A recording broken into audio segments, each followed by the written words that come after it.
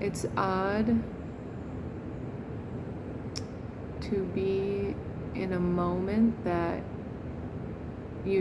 has completely altered the trajectory of your life. And obviously, every moment is like that.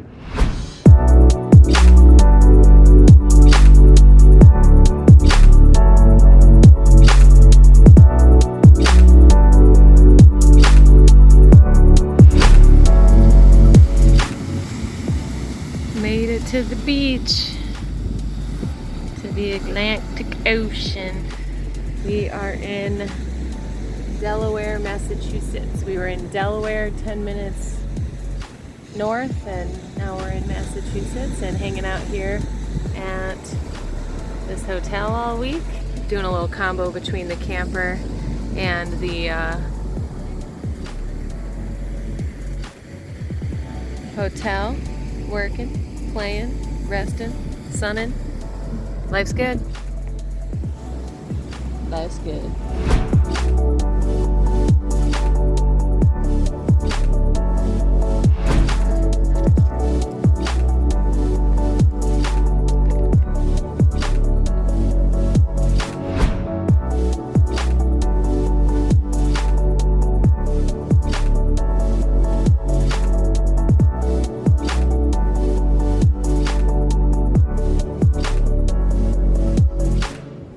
Oops.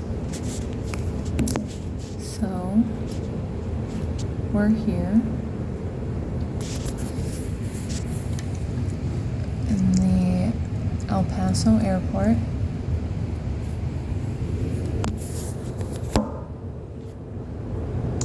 I mean me. I mean me. I mean me because Tim and I broke up today. Mostly in shock, like shock, numbness. I have been here since 8:30 p.m. It's 2:30 a.m. I booked a last-minute flight from El Paso to Phoenix.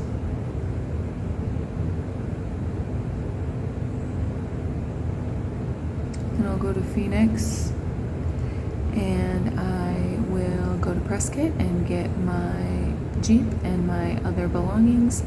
I packed as much as I could over there. I have a suitcase, a backpack, my work bag, and I am typing away. I have a book project that's due, and this I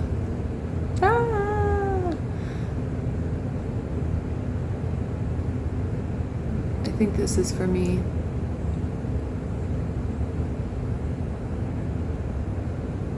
It's odd to be in a moment that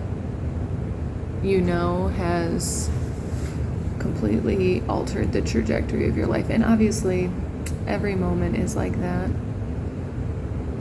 But this one feels a little more monumental, a little more memorable. I was thinking, at 8:30, I was talking on the phone with my best friend, and I was like, I am on the curb at an airport in El Paso, Texas, going through a breakup. Like, what is life?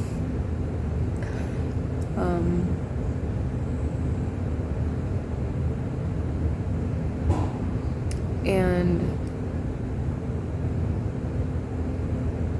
there's something that's really heavy on my mind and my heart, is the idea of sharing it, because I share my life so publicly that people would be like, you literally just wished him happy birthday and said you prayed for a love like his. Like, what had happened? Well, we have unreconcilable spiritual differences that are clearly deal breakers. I think we have a few different ideas about how to do relationship, past and present and future, meaning past relationships, the current one we had, the past one we had, and how to incorporate all of them, including the relationship spiritually. I'm being vague.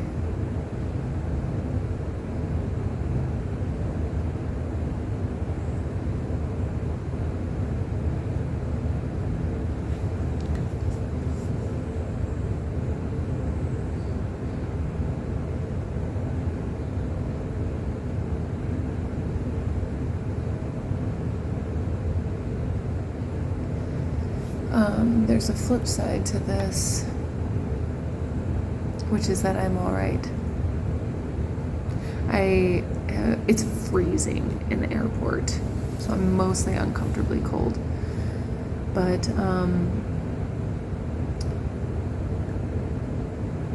the thought I was having before I hit play was I am okay. My first divorce broke my whole identity, and my brain and my heart, for that matter. And it caused me to really question everything. And I did a lot of triumphantness, I don't know, of coming back, which was essential, all part of it. But my second divorce,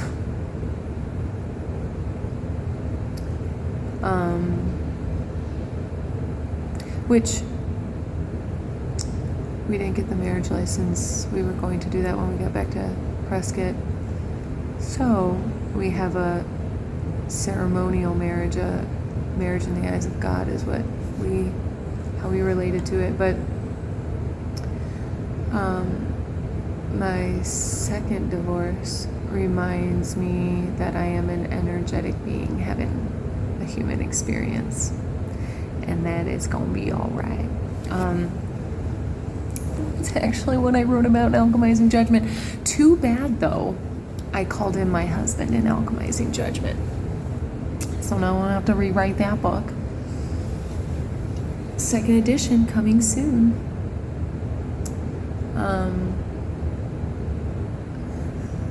So what I mean by that is I really know I'm going to be all right, and I really know that I am headed to places that our relationship couldn't come, which is super exciting.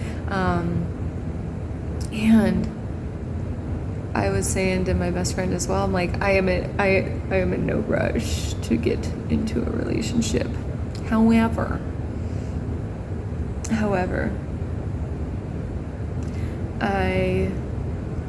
I hold the faith that there is, can you imagine there gets to be a man more aligned than that? And I thought we were pretty damn aligned. I married the guy I agreed to marry the guy because I thought we were super aligned. But spirituality was the deal breaker. He is a devout follower of Jesus Christ, and I acknowledge Jesus Christ's existence and importance, but I have a more diverse spirituality than that. And it was something that we could not co-create with our own definitive spiritual beliefs and stances. And it has come up a time or two as something to work through, and as all relationships, there's plenty to work through and work on.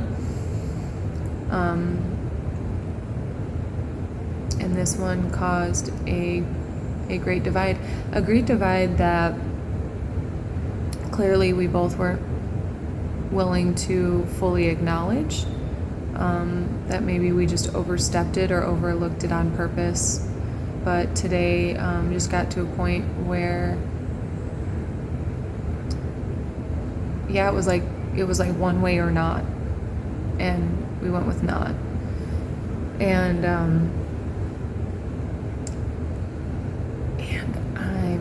I'm not sad. There's a part of me that's like embarrassed. I feel childishly hopeful about things. So I'm like, yeah, it's fine. Yeah, it's great. I think I don't want to be different than that. And there can be some consequences and costs to that way of being. And I don't plan on being different than that. Being childishly optimistic, being childlikely optimistic has cost me relationships, money, opportunities. It's also gotten me relationship and money and opportunities and life and experience. And I'll never forget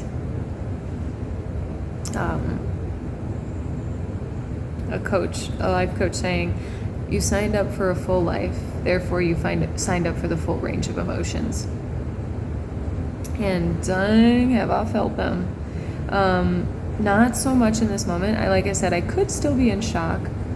It just happened a couple hours ago. More like, still a couple hours ago. It was earlier this afternoon. And we kind of came to that conclusion. I packed up most of what I had. Well, not most of what I had in the camper, just enough that I could carry so I can go on, because he's going to finish the road trip in a week or two. And I am going to head to Phoenix and figure out what's next. Phoenix, and then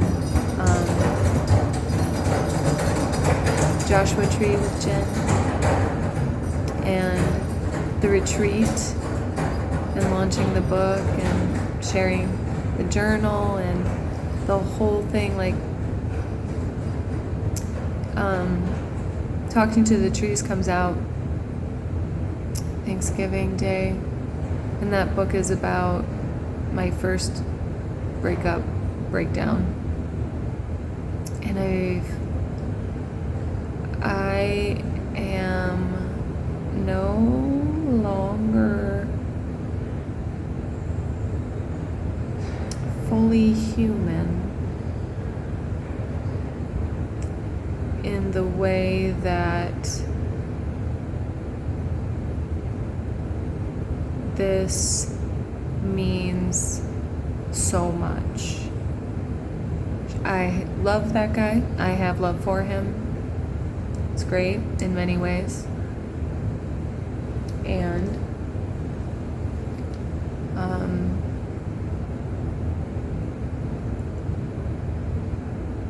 And losing anybody, that's the point. I got a little sidetracked. Losing anybody at any time is a possibility, whether that be death or separation.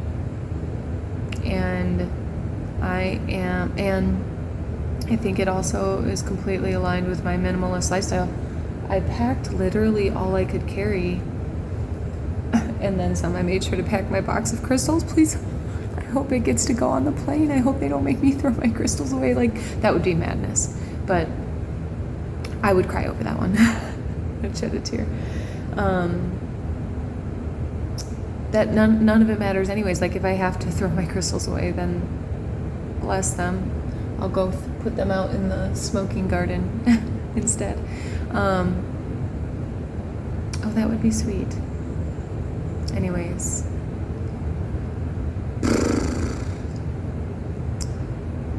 I'm not ready to face the world yet. I'm not ready to explain it. Or, like, willing. But I live this public life, which I love. I love helping people. And I acknowledge that it's important for people to see my breakdowns too. Earlier I was definitely like struggling with embarrassment around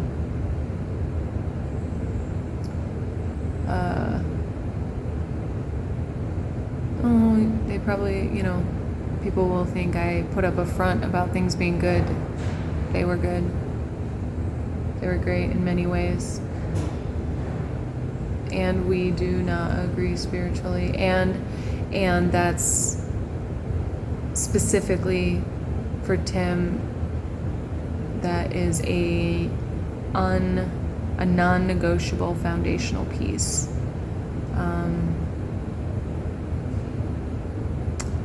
And so that's that. The other piece for me is knowing the other side of it, of the unrecognized. I cannot possibly predict where I'm being taken, which is exciting, and the self that's rising up, the self that has been rising up. The self that has been rising up, y'all, she is fierce, and she don't fuck around, she don't play. So the part of the conversation was like, the new me that's rising cannot stand being even a hair out of an alignment, even a microscopic piece out of alignment. And I can feel it in my body, and I can feel it in my energy and my frequency, and so I have, like, it's been really important to acknowledge that. And I don't, like, not just what's going on right now with breakup, that's in business, in identity. I don't think that this is rocking me as much, because I've been dying death after death after death for weeks. Layers have just been coming off of me. It's been phenomenal. And so it's like, I literally thought, like, oh my gosh, like, I was calling in a shift. I was calling in the next level of abundance, but I assumed he would come with me, and the universe, God, responds accordingly, in alignment with a path, an evolution that you cannot perceive. I cannot perceive. In my first course, I could not perceive, but it rocked me so much harder, because I had, from the self, I had perceived my future so much. I had looked into it so far, and now I kind of know better not to. I know what I'd like. I know how I would like it to go, but spirit very often has another plan for that. I can imagine it's good for him and the spiritual journey that he's walking. And I trust. I trust because I trust in what's good, and I trust in a good God, and I trust in the highest good of all. And that's what I teach, and that's what I will continue to teach, because I believe in it. And that's why I am not here. It's still awkward. It's like, was the whole last year like a dream? Like, I was processing this evening, and I started to delete pictures. It was one of my coping mechanisms, I guess. I started to process, and I was just like, that just went away. It just came quickly, and it went quickly. But that's what I sense happens when you're in alignment.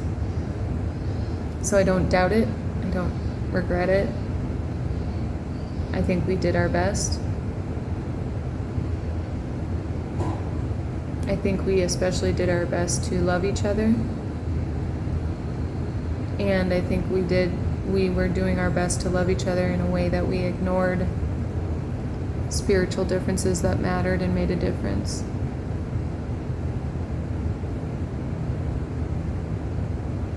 And so, this is my video.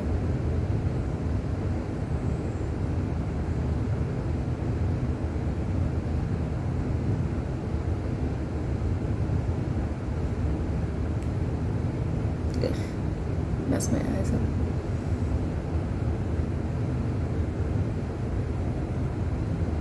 I love you. You have a fire in you that no wind or water may put out. And you know it.